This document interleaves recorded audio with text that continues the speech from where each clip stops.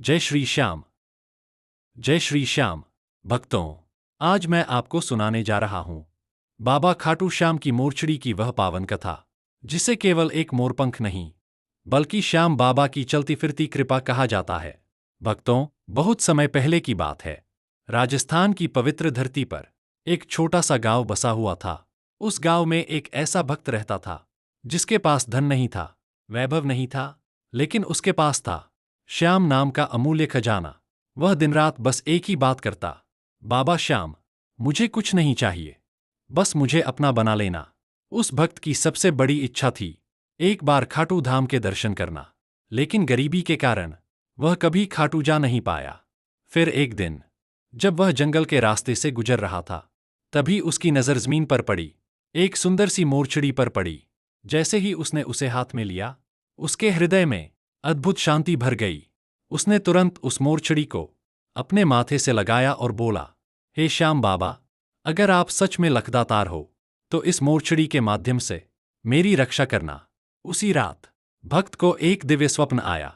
स्वप्न में श्याम बाबा स्वयं प्रकट हुए, मुस्कुराते हुए, करुणा से भरे नेत्रों के साथ। बाबा ने कहा, वत्स, यह मोरछड़ी मेरी निशानी है।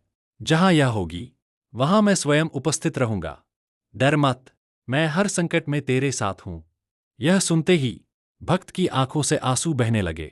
वह भाव विभोर होकर बाबा के चरणों में गिर पड़ा। कुछ ही दिनों बाद उस गांव में भयंकर बीमारी फैल गई। लोग डर से कांपने लगे, दवाइयां बेअसर हो रही थीं। तब उस भक्त ने मोरछड़ी उठाई, श्याम नाम का स्मरण किया और बीमार लोगों के ऊपर धीरे धीरे मोरछड़ी घुमाई। भक्तों, श्याम बाबा का चमत्कार देखिए।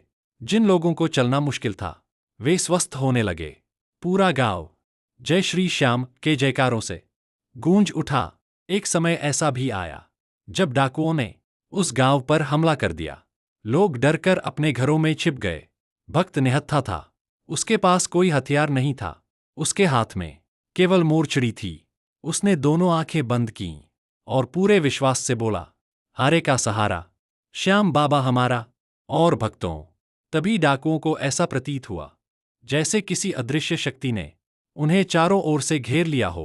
वे भयभीत होकर वहां से भाग खड़े हुए।